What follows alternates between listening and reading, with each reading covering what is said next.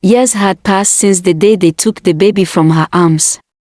Fatima now lived deep in the swampy forest behind Mongodu. She had made a home from branches and banana leaves.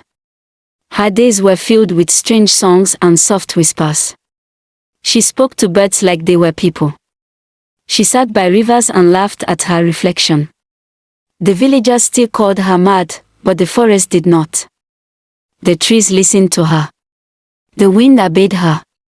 Even snakes crawled quietly beside her feet. But every full moon, Fatima would sneak close to the village to catch a glimpse of her daughter, Pure. Pure was now 13. Her beauty made even the royal guards forget their duties. Her laughter calmed crying babies. Her words carried weight in the elders' court. She was graceful, kind, wise, and always drawn to the cotton tree. She didn't know why, but whenever the moon was high, her chest would ache with longing. She would walk alone to the old cotton tree and sit beneath its roots. Sometimes, a woman in the mist would appear between the trees, watching. But the elders warned her never to follow. That's just a ghost, they told her. Forget the past. You are the future. But the truth could not stay hidden forever. One day, while Pure was at the palace garden, she heard two women talking. You know that girl is not really the chief's child, whispered one. Nor that mad woman speaking. That same mad Fatima that they chased years ago. She came with blood on her dress and bush leaves in her hair, shouting about spirits and labor pain. Nobody believed her. Pure's world froze. She dropped her calabash of water. Her hands trembled. She ran. She ran past the palace gates. Past the drummers. Past the market women. She didn't stop until she reached the cotton tree. Who am I? She cried into the air. Who gave birth to me? The forest answered with silence. Then slowly, the mist rolled in. Out from the shadows stepped a barefoot woman, wearing a dress made of rags and vines, her hair wild like thunderclouds. It was Fatima. I did, she whispered. Pure turned.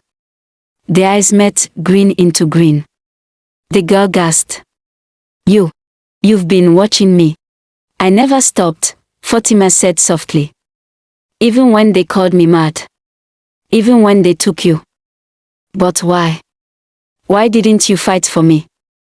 I tried, she said, her voice breaking. But the world listens more to beauty than to pain. And I was covered in too much pain. Tears filled Pure's eyes. She didn't run. She didn't scream. She stepped forward and fell into her mother's arms. For the first time in 13 years, mother and daughter held each other. But danger was near. From the shadows, a man watched them, Chief Gumbo's head guard. He had followed Pure. And now, he had seen too much. He rushed back to the palace. That same night, the council gathered. She cannot remain in the palace, the old chief roared. If her mother is mad, she carries the same blood. That girl must leave Port Loco. But father, Pure begged.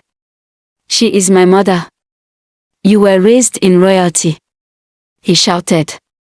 She is nothing. Pure looked him in the eyes. No, she said quietly. She is everything. With that, she turned and walked away from the palace. Into the mist. Into the forest. Into her mother's world. The next morning, the sun rose on an empty throne.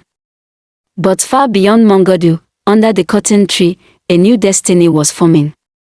Because power was not in crowns. Power was in truth. And now, the mother and daughter who were once rejected were ready to rise. Together. To be continued.